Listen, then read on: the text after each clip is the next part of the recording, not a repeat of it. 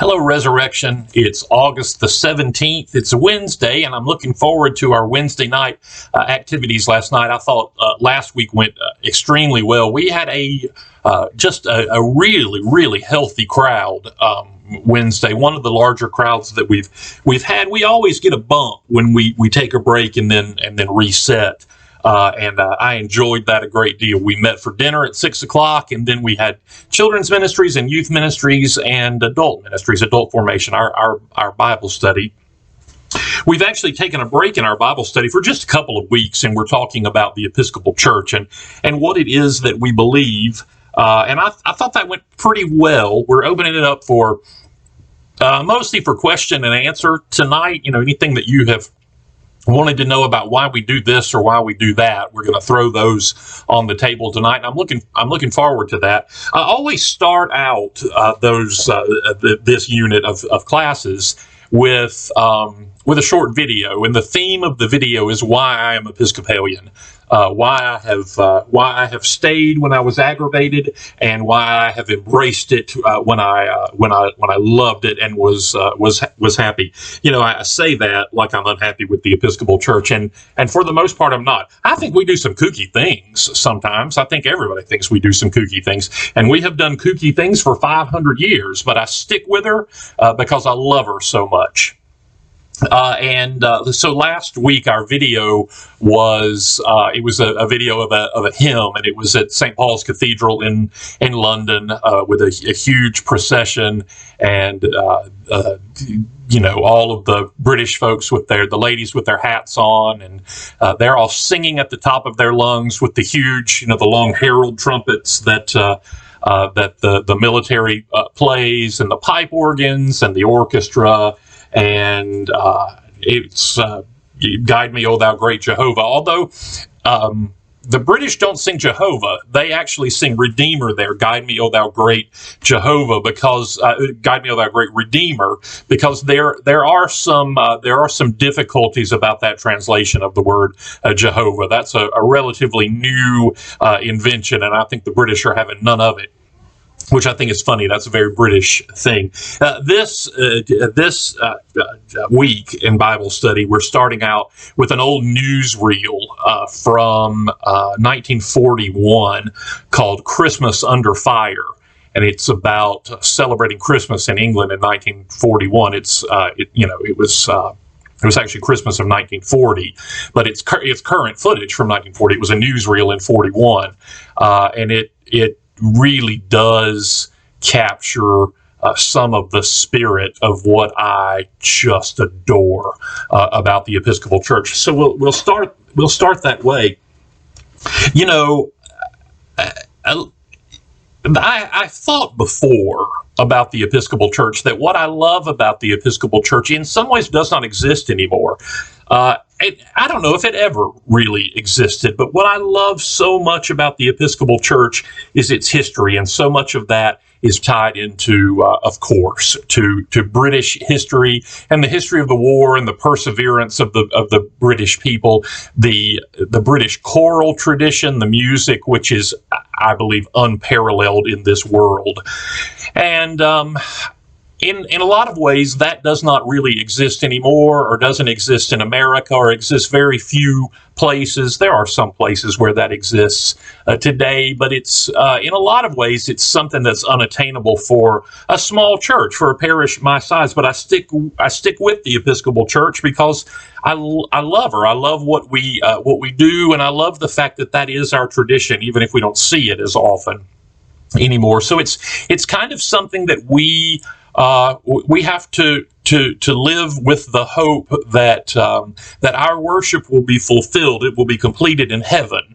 While we don't actually, this day and age, we don't get perfection in our worship. I think God feels that way too. I think He thinks, you know, they're worshiping me. They don't do it perfectly. But one day we'll all come together, and that's when we will worship perfectly. And they'll worship me. They'll worship God perfectly in that day too.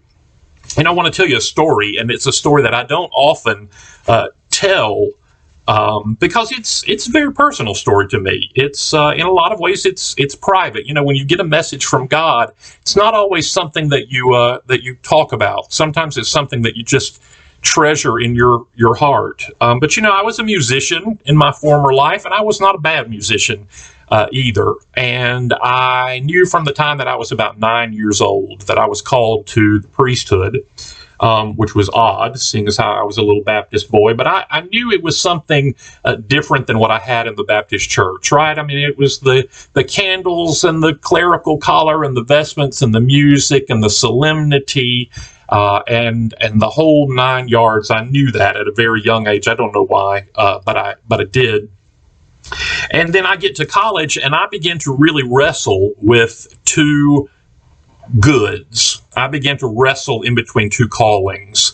God, I feel like you've called me to the priesthood, but I also feel like you've given me this talent and this calling to music. And I wrestled with that. It was really traumatic. It was a lot of turmoil for me in my late teens and into my 20s. And I was playing the organ late one night at St. Luke's Church in Baton Rouge. I had a key, so I had let myself in. It was probably 11 o'clock midnight, and I was playing the organ. Wasn't playing it half bad, if I do say so myself. Got finished playing what I was playing. What I was playing was "Come Holy Spirit," variations on the Veni Creator by Maurice Duraflay. And I heard someone move behind me, and I turned around, and there was an old man sitting in the pew, and it kind of startled me. I thought I had locked myself in, and the old man got up, and I walked over to him, and I introduced myself. And this story is much longer than I'm not telling the whole version, but he introduced himself to me, and he said, "I think I have a message for you. There will be music in heaven." And we talked some more after that, and there's a little more to the story than that. And this man named David Singer, I had never seen him before, and I never saw him since. And I don't know who he was, but I know that for me at that moment, he had a message. That he served as an angel for me at that time by delivering a message for God. And it became very clear to me that music for me was for the life to come. It's for the next life. There will be music in heaven. And I set aside my music, and I went to seminary, and I became a priest, and I have never regretted that one day in my life. But I still look forward to the day that gift will be returned to me in the courts of heaven. Some dear friends painted a picture for me that I have right here by my desk in the office. It's a picture of a saxophone made out of music notes, and the caption says, "There will be music in heaven."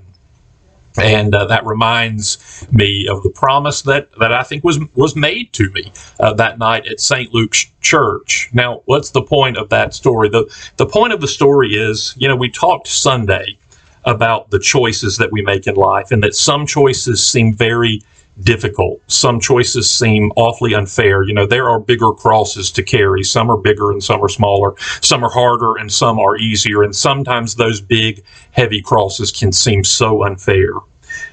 But the choice that we make is not actually is not actually about the things that we do. The choice we make is actually about who we belong to whom we belong. You can do anything you want to. That's a choice that you can make. But the Father has asked us to live in a particular way.